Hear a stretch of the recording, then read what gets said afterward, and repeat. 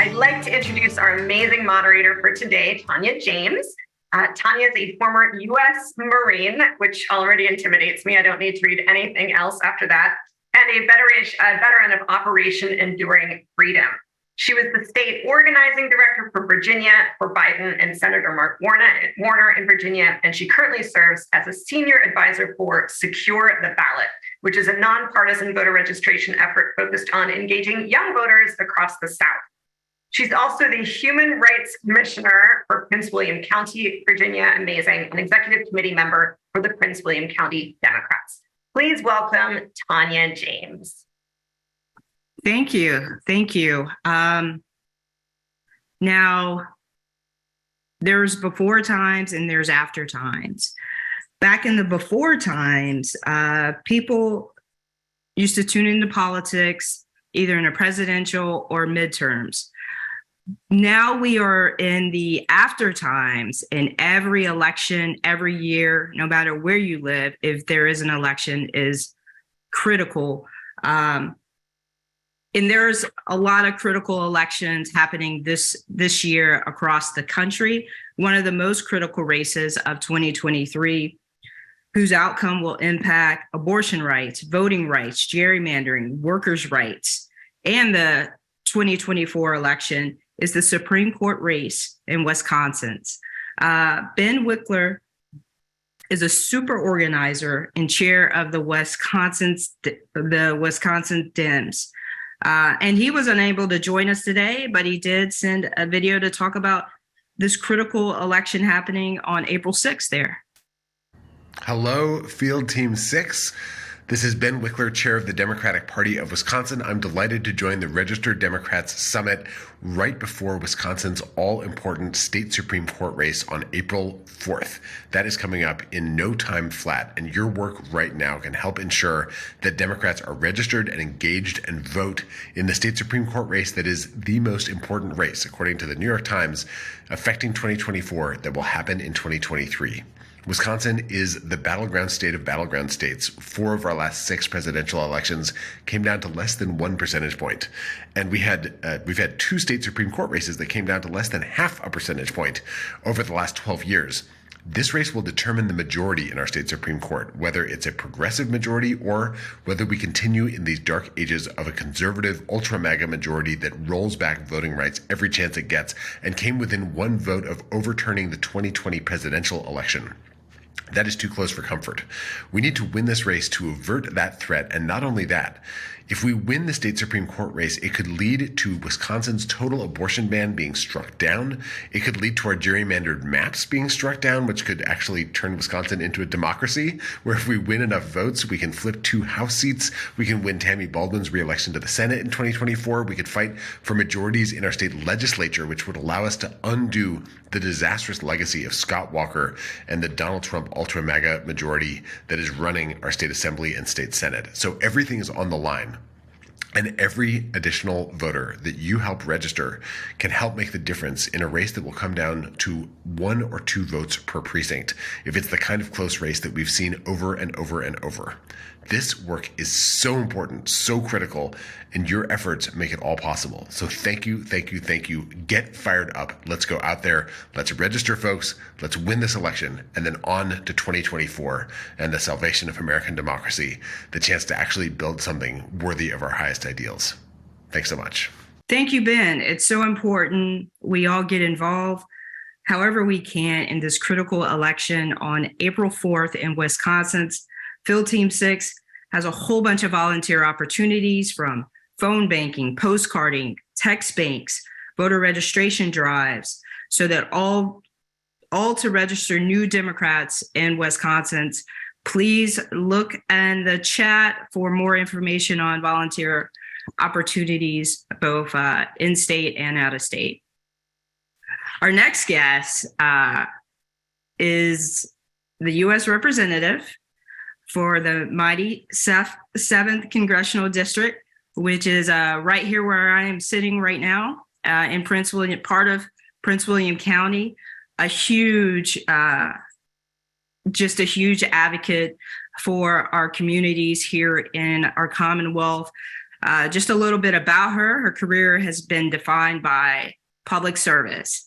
First as a U.S. postal inspector, then protecting our country as a CIA case officer, and later helping colleges diversify their student bodies and increase graduation rates. Elected as part of the Blue Wave of 2018, she serves on the Permanent Select Committee on Intelligence as well as the Agriculture Committee. I'm excited for this part. The Democratic Congressional Campaign Committee recently named her as Congresswoman from a frontline district whom we must ensure makes it back to Congress, and she did. I'm honored to welcome my friend and one of the newest members of the Prince William Dems family, Representative Abigail Spanberger. The floor is yours. Thank you so much. Well, I really appreciate the opportunity to be with you all today at this Registered Democrats Summit. And I am grateful for the kind introduction from my fellow Virginian, Tonya James. Thank you so much for the introduction. But more importantly, thank you for all that you do on behalf of people across Virginia to make sure that we are winning races and motivating people and inspiring change and progress in our community. Certainly your help was vital to my win in my 2022 reelection. And so I am grateful to see you. And I come to you all today as a proud Virginian because in Virginia, we always have the eyes of the nation on us. At least that's what we tell ourselves. I was once recently talking to a colleague a bit ago, and I said, well, you know, as they say, as goes Virginia, so goes the nation. To which this colleague, not from Virginia, said, no one says that. To which I said, I beg to differ. Everyone says it. But the truth of the matter is, whether people say it or not, in Virginia this year, in November, in 2023, we have 140 seats that are up for election, 40 members, all of our Senate, and 100 members, all of our House of Delegates. And so here in Virginia, we have an urgency, and it's Virginians like Tonya and others who are putting in the work to ensure that people are aware of this election, because they are hyper local elections. The Senate seats, the House of Delegate seats, those are the seats that matter. And importantly, we saw in 2017, when Virginia had 100 House of Delegate seats up for election, and we made progress almost flipping our House of Delegates, that sent shockwaves through the country. And as certainly as somebody who was running for election for the first time in 2018, it wasn't just those of us running in Virginia who said, look what happened in 2017. It was candidates from across the country who were saying, look what happened in Virginia. In Virginia, we see the threats to right to choose. We see the threats to public education. We see the threats to our LGBTQ plus neighbors. But we also see that there are incredible Democratic legislators who are standing up to these threats, who are advocating for important policy priorities and ensuring that we are moving our Commonwealth forward. They are getting important pieces of legislation passed in Richmond, and every single seat will be up for grabs in November of 2023. And so it is extraordinary that when we look at what's going to happen here in Virginia, we have the ability to demonstrate for the nation in advance of, and this is a responsibility we take great pride in, we have the opportunity to demonstrate for the nation what happens when an entire legislative body is up for re-election. And we see some of the national themes occurring at the federal, state, national level as people are kind of jockeying to run to challenge our Democratic incumbent president. This is the opportunity that we have to stand up and make clear not just how Virginia is going to vote, but how the nation's going to vote in 2024. And so when we wake up the day after the election, I certainly want to know that the results that Virginia has delivered are not just important from a legislative standpoint to me and my neighbors here in the Commonwealth, but that they're important for delivering a message nationwide. And so our work, and frankly, your work, the work of advocating for, engaging with, and importantly, registering Democrats, organizing communities, and putting in the hours, that's how we will deliver our message. And I know that we have a message that resonates. I know that we have a message that speaks to what we're for and who we are working to serve and how we are, the party that's sticking up for our neighbors on Medicare and our neighbors on Social Security. The fact that we're the party focused on lowering costs for everyone, from at the pharmacy counter to the grocery store to the gas pump, that we're the party that's never going to stop fighting for the rights of our neighbors, the rights to vote, the right to be who they are, the right to aspire to their highest dreams. But our neighbors need to be ready. They need to understand the stakes that are at play. And more importantly, they need to know what will happen if they don't show up. In Virginia specifically, they need to understand that under our current Republican governor, if they were to get control of the full General Assembly, some of these very rights could be on the chopping block. And that's where your strong, tireless, and committed organization and organizers are key, not only to getting our message out, but ultimately to winning, and to winning for something, to win so that we'll have incredible legislators here in our state voting on policies that matter, that are important, but also so that we are sending a message across the country about what's possible and what voters want to see. And so you all are here today because you believe in that good message. You are also here because you know what it takes to win, and you want to win. And because of that, I know that we will all wake up the day after Election Day to see that the Virginia House of Delegates is back in the hands of Democratic leadership, and that we have expanded our majority in the state Senate, and that we have elected legislators who are focused on serving the public, not a political agenda, not posturing towards the presidency, but that we have people who are focused on the needs of everyday people, the day-to-day challenges and struggles that people are facing, and that we are electing legislators who want to solve those challenges. That will be a win for all of us, and it will be a win because of organizers like you. A good campaign is powered by people who believe deeply, and the organizers who do the work. And so I appreciate that you all are recognizing the stakes of this election, that you all are working to meet the moment, and that it's because of you that we will guarantee and see victory here in Virginia and in Wisconsin and other places.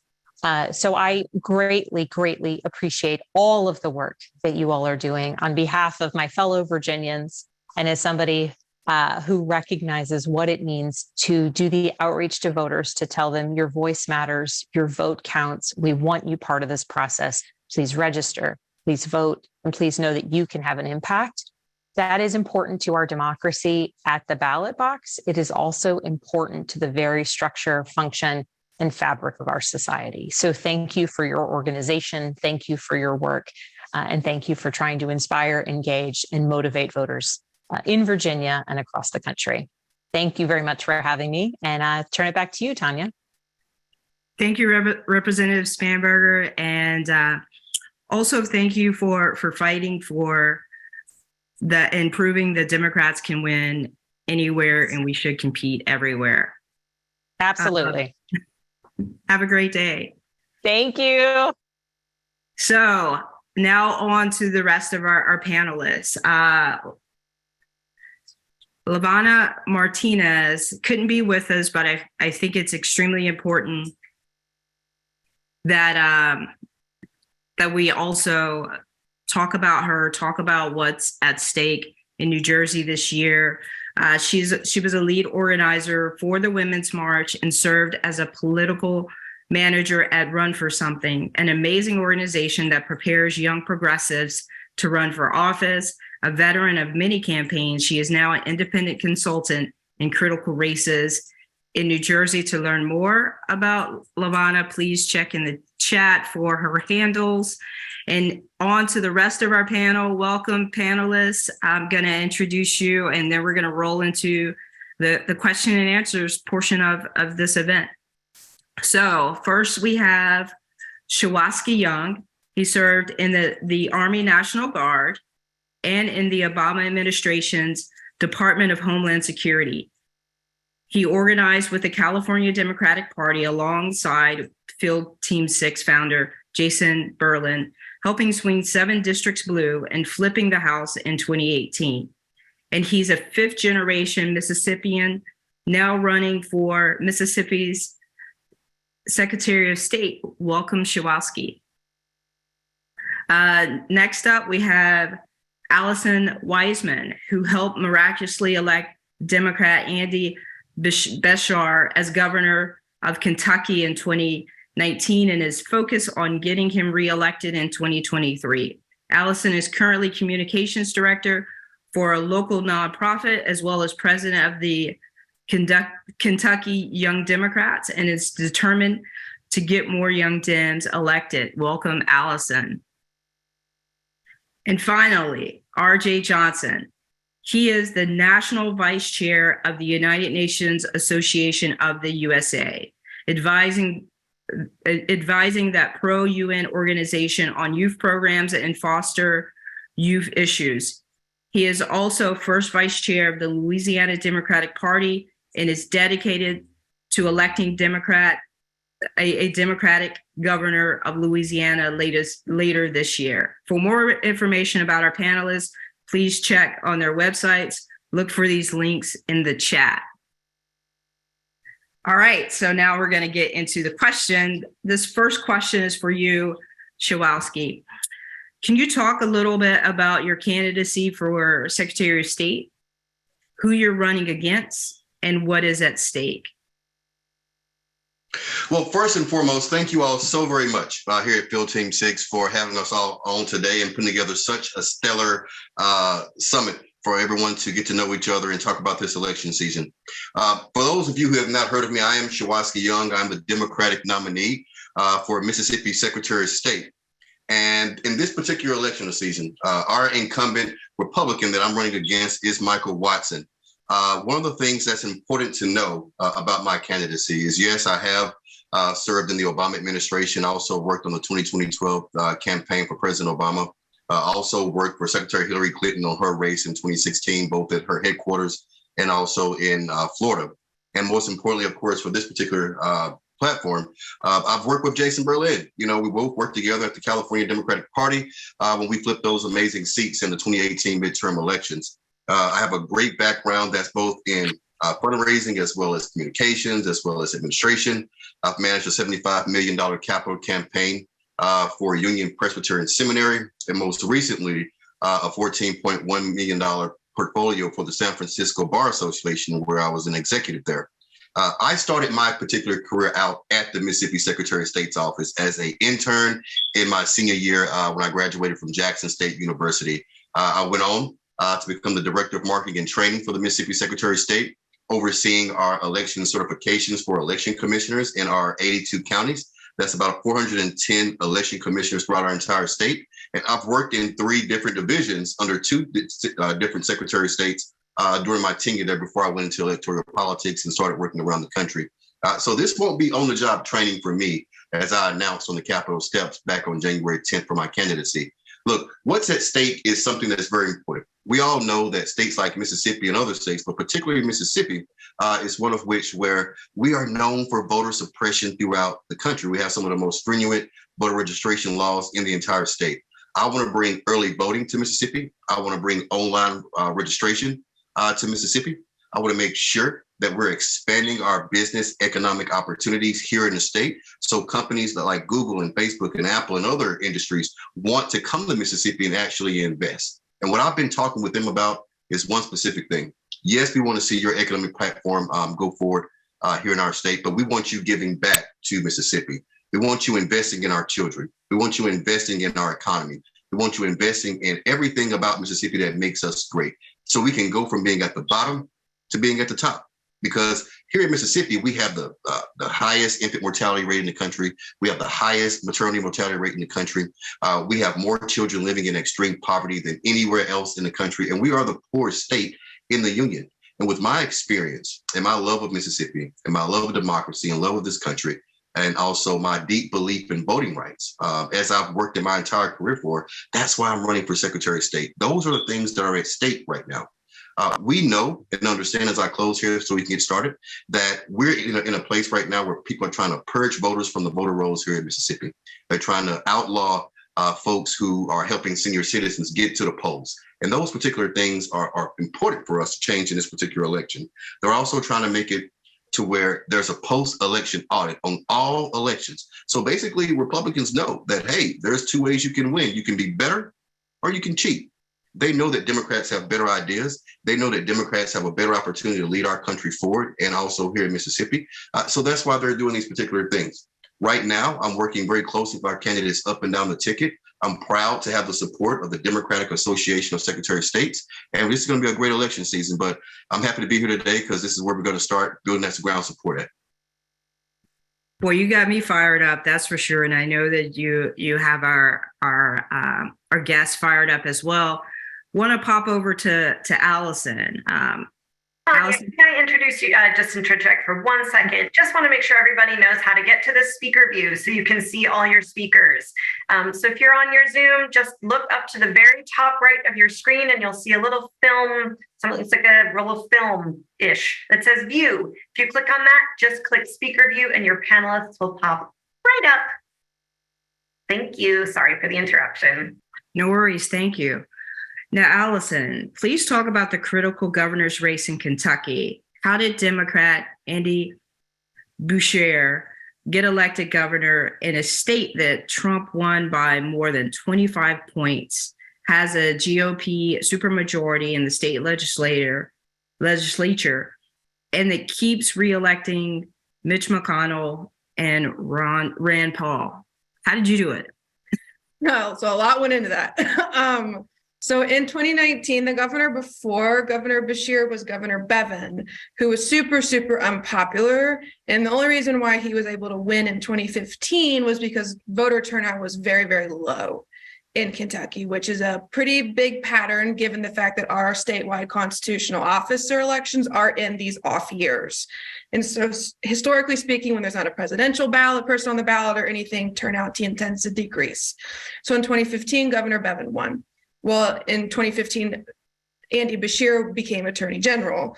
And during Governor Bevin's time as governor, he attacked public education like it was his job and just really attacked our teachers. And as attorney general, Beshear stood up against him and took him to court quite a few times and won quite a few lawsuits and was able to really get the support of not only public educators, but public workers as a whole in Kentucky. And because of that strong support he showed, turnout was pretty high for an off-year election in 2019. And that's how we were able to elect Governor Beshear. We did a ton of door knocking. I was door knocking in Louisville. I was actually a field intern in 2019 and door knocked and phone banked and text banked my heart out. And it was successful because he won. And even though we have this super majority in Frankfort in our legislature, and we keep reelecting Mitch McConnell and Rand Paul, it's because Kentuckians they're just so powerful, one, but two, they just vote consistently and they just vote for the highest name ID, which is pretty common, especially with Mitch McConnell, given how powerful he is. And even though he does have a low approval rating here, he brings a lot of power and name recognition to Kentucky. And a lot of Kentuckians don't feel like they're heard because we feel like we get ignored a lot, but he brings this power with him. So that's why he keeps getting reelected. But with our legislature right now, they're literally on the second to last day of our session. They are passing all of these horrific bills, anti-trans legislation, pro-gun legislation, everything LGBTQ plus legislation, to be completely honest. They're more focused on these culture wars than they are on actually implementing policies that are going to help Kentuckians. Whereas Governor Beshear is more concerned about that and not with dealing with culture wars.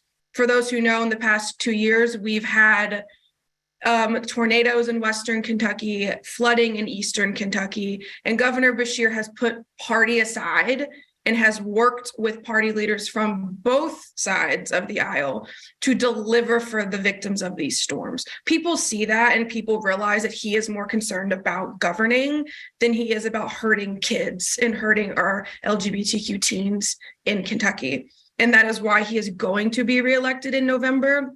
He was, in a poll from Morning Consultant, the most popular Democratic governor in the country. And in our Mason-Dixon poll that just came out earlier this year, he is beating the next closest Republican in the general by like 9 points. And so people see and appreciate the work that he is doing, and that is why he is going to be reelected in November. Thank you so much for that, Allison, and good luck there. RJ, please talk about the critical 2023 elections that are happening in Louisiana. Absolutely. And first, thank you all for having me, and thank you for the invitation being on there. One quick correction. I'm not the vice chair of the Louisiana Democratic Party just yet, the first vice chair. That election is on April 1st, but currently serve as secretary and chair of the Caddo Parish Democratic Party, which is the third largest here in Louisiana. But it may sound cliche, but every single race we have in Louisiana is important, particularly the race for governor. We are 2 seats away from our House being a supermajority Republican. Our Senate is already supermajority Republican, and our GOP legislature is already talking about rolling back initiatives that Governor John Bel Edwards has put into place, particularly as it relates to the expansion of Medicare. Our citizens really can't afford that. And so it's critical, as you said earlier, that we compete in every race.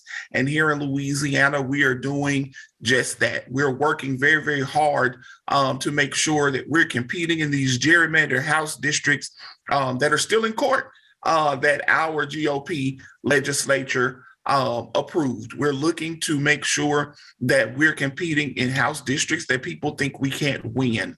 Louisiana is not a red state. It's just a state whose voters are suppressed. And so we're looking for every opportunity to get our voters out, to motivate them to go to the polls, because most people don't know that Democratic registration outnumbers Republican registration here in Louisiana. And so what we have to do is we have to motivate our voters from our baby boomers to Generation Z. We have to motivate them to get out. We have to give them a reason to get out and vote. And it's more than just saying, hey, these are the bread and butter issues, but giving them homemade issues, things that are working for them, things that are not working for them, talking about economic development, talking about opportunity.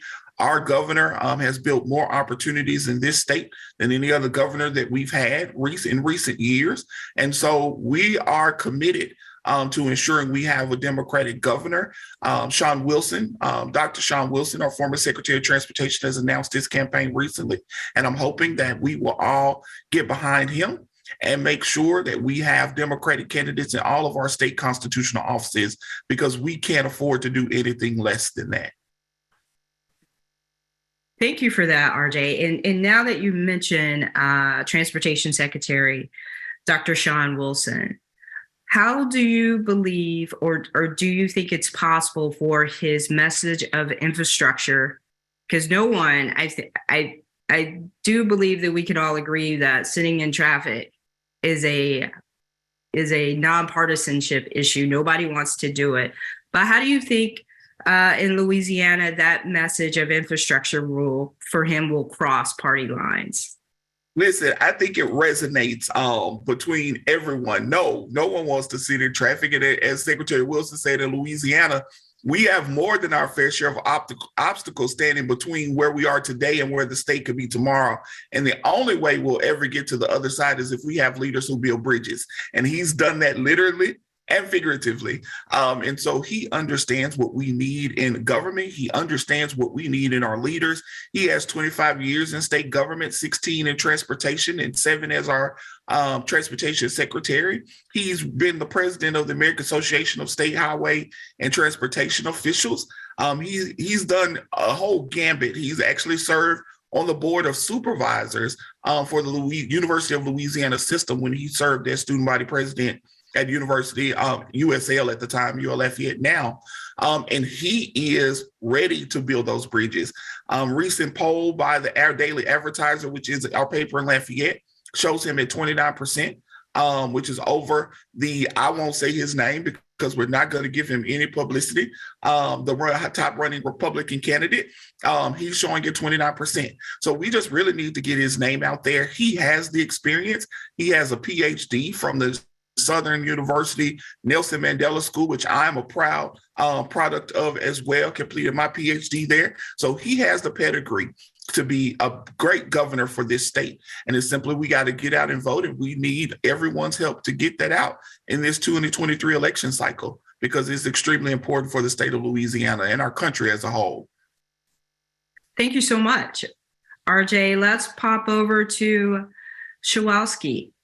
What do you think of Democrat Brandon Priestley's chances for governor this year. Not only is he related to Elvis, he also recently polled 4 points ahead of the sitting Republican governor. So what do you think are his chances this year?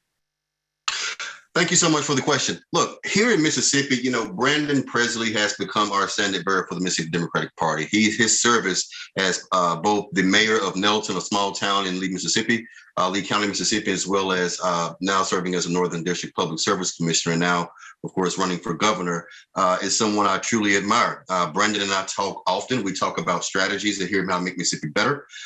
He's someone that I believe will be the next governor of Mississippi, has raised a significant amount of money toward that effort, and is interested in making sure that all Democrats up and down the ticket are on the same message, and that we are working in tandem together, from the governor's race, the AG race, the Secretary of State race, all the way down to folks who are running in House races and legislative races, constables, supervisors, the whole gamut, because that's what it's going to actually take for us to get the voter enthusiasm that we need to pull this race off here in Mississippi. Brandon has a great shot at it. I fully support Brandon. He fully supports me. We actually were just on the phone last night talking about strategy and how we're going to be able to move the state forward. We have an opportunity to do that here in Mississippi, but it is going to take a lot of influence both within the state and out of the state to turn eyes on Mississippi, because we are more purple than people think. And now that we have a slate of candidates, both at the governor's slot with with Brandon Presley, with Greta Martin, who's running for Attorney General, myself as Secretary of State, and a slew of other people up and down the ticket, we're going to be able to go into those small towns, those metropolitan areas, those diners, those schools, and everywhere that we can to talk about why the Democratic Party is ready to lead here in Mississippi. Awesome. That's outstanding. I think it's going to be a really amazing coordinated effort down in Mississippi. Well, it has to be. It has to be. Yes, it ma'am. absolutely has to be. Allison, can you tell us what exactly is at stake if the Republican wins in Kentucky, the governorship this year? Yeah, so there's quite a few things at stake. There's probably two that are the greatest. The biggest one is abortion rights. Last year, we had on our ballot, Amendment 2. And basically what this amendment promised was the right to choose basically what happens to your body. And Kentucky voters voted no on it, which meant they were voting in support of basically pro-choice. And it won around 54% of the majority. So it was, for us, a significant win. And so with that proved that now our state's constitution allows for the right to choose and the right to privacy. Right now, our supermajority in Frankfort in the legislature, Republicans, is trying to work around that, essentially, and still pass legislation surrounding abortion access in Kentucky. Kentucky has a very high mortality rate for pregnant women, as well as pregnant women of color. And this is something that is very concerning as a woman myself, as someone who could get pregnant. And if something ever were to happen, the thought of not being able to seek an abortion for any reason at all, because it's my choice, is really scary. And for every legislation that's came across Governor Beshear's desk surrounding this, he has vetoed. And what worries me is if we don't keep him in office, we lose that veto, and then we lose the challenge that goes to our Supreme Court in Kentucky regarding the override of the veto from the legislature. So that's one. The other one is LGBTQ plus issues. In Kentucky, like I mentioned earlier, it's a big cultural war dominance right now in our legislature, not actual policies that's going to impact or help Eastern Kentuckians who are starving because our Republican supermajority gutted SNAP benefits last year. Instead of doing that, they're more concerned about this. And when those bills go to his desk, he also vetoes them. And we cannot lose that veto for either of these bills in this challenge that goes to our Supreme Court, because it shows that Governor Beshear cares. And that's why it's important that we reelect him. But that's why it's also important that we elect our down ballot candidates, especially our Attorney General candidate, who we have a really great Black woman candidate running. Her name is Pam Stevenson. She's a current state rep. She's a former JAG. She was in the Air Force and was in the Army for 27 years. Is a mom, a minister, a great person person, the first Black woman to be nominated for this seat in Kentucky. We need an attorney general and a Democratic governor to work together on these bills that come through. And so that way they can make sure that these aren't enacted and they can challenge them in the correct form through the law in our court system here in Kentucky. So those are the two really big things. Those are huge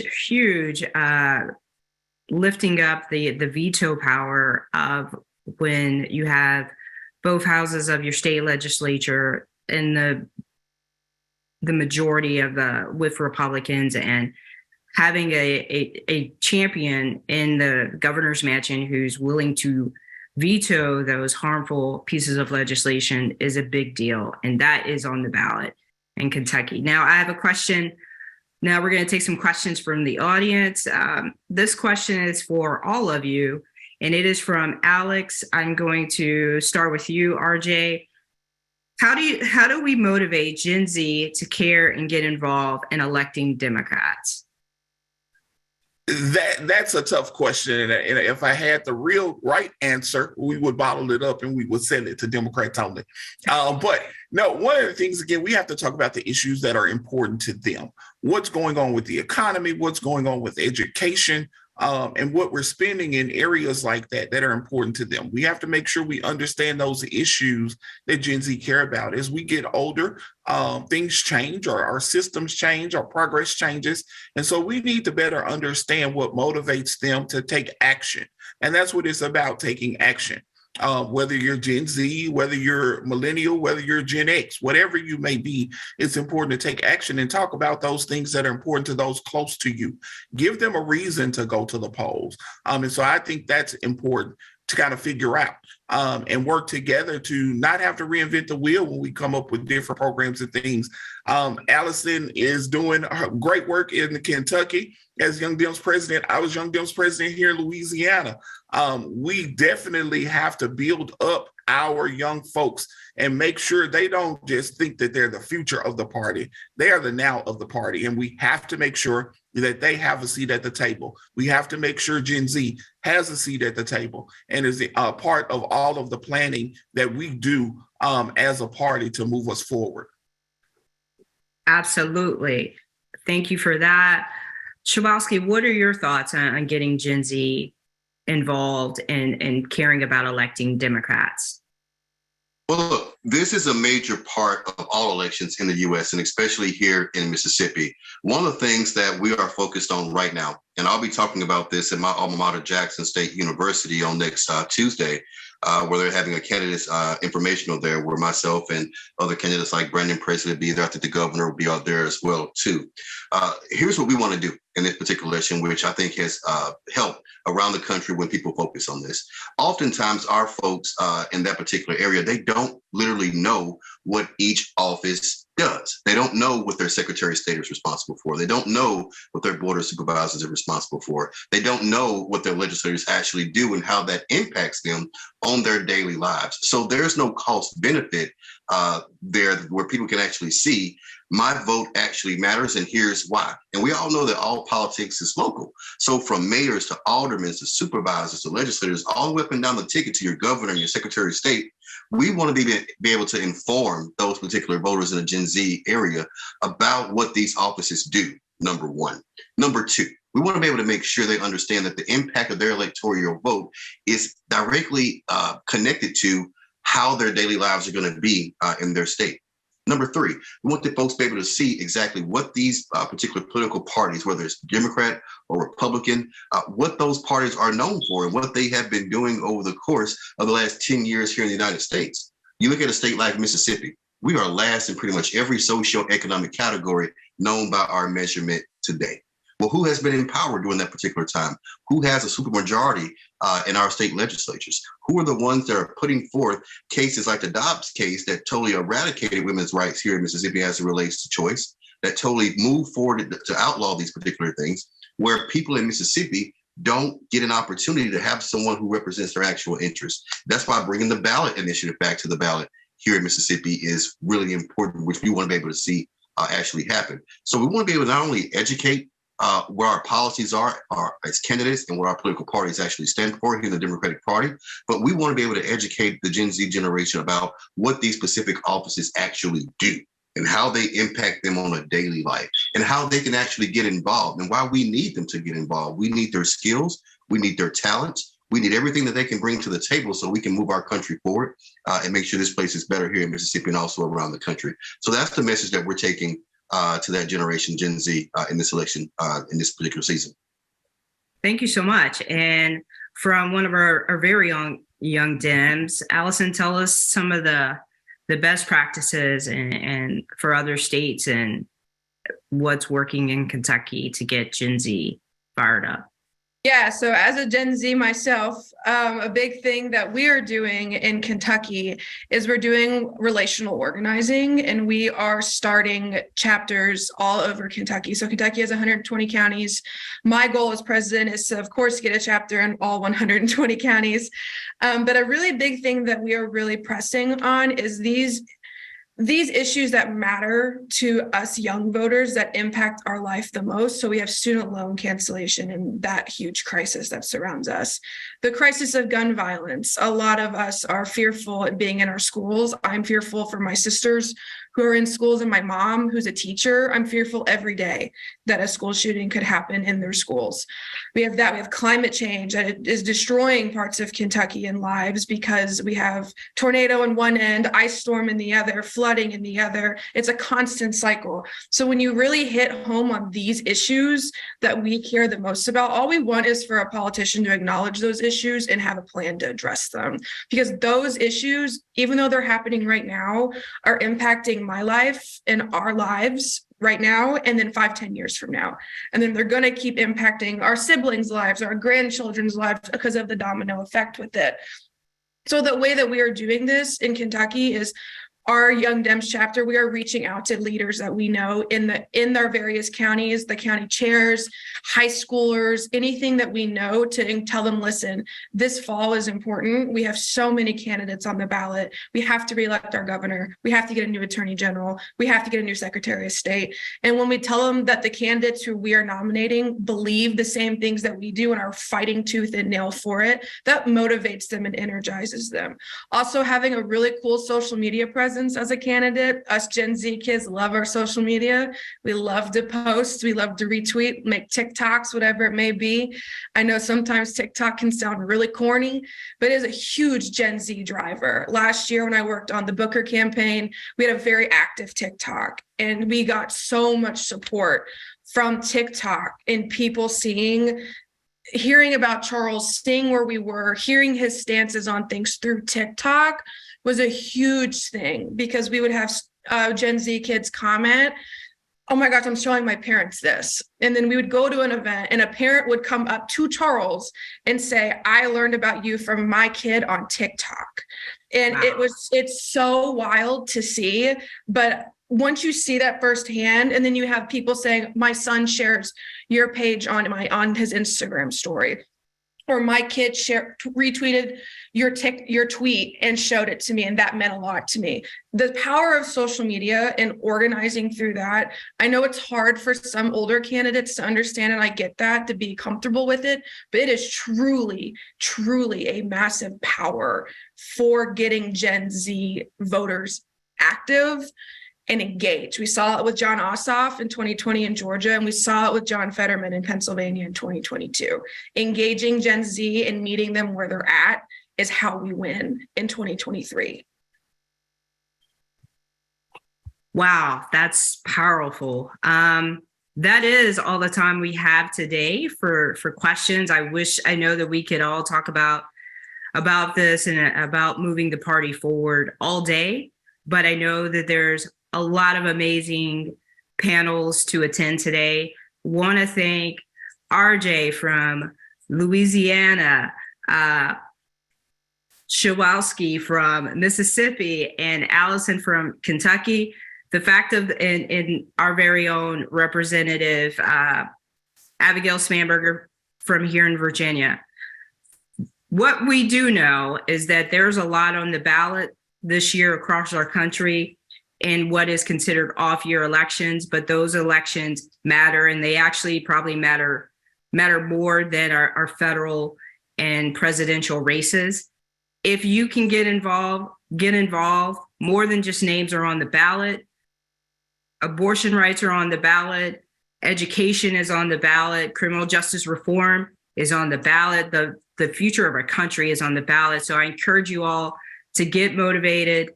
I know I'm fired up. I'm ready to hit some doors, register some voters, and fight like heck to win Virginia this year. Sending you all the best of luck. I'm going to pop it over to Kayla. All right, thanks everybody. Again, this is Kala. I'm the partnerships team lead at Field Team 6. Thank you so much, Tonya. Thank you all of you for being on this amazing panel to start us off today. There are 19 days left until the Wisconsin Supreme Court election. You are the people, all of you up there, around there. You can win this election for the people of Wisconsin. Find some concrete ways to help register Democrats now in all the states that Field Team 6 is working on. Go to fieldteam6.org. We are leaving chats, throwing things in the chat all day long about how you can get involved as a volunteer in your state or in a state next door or across the country. And of course, if you can spare $1 or $1 million, hey, you got to ask. We would appreciate your donations more than you know. Most of our donations are small donations. We appreciate every one of them. In the chat now, we are dropping the links to all of those opportunities, a chance to sign up for our weekly newsletter, that donate button, and then a big link to the website in case you get lost at any point this time today. Just head back to fieldteam6.org. And now it's time for you to head back to the main stage. We're going to keep that Zoom link in the chat. Head back to the Zoom main stage where you saw our opening keynotes, and we will tell you about the couple other panels that are coming up right now. We have a bunch of fun stuff to come today. Super podcaster Brian Tyler Cohen, legendary comic Paula Poundstone, Robert Hubble, Sarah Jekyll, Whitney Tilson. So please pop on over. We will see you in the main stage. Thank you so much for being here, and we'll see you later today. Head on back to the main stage. Here we go.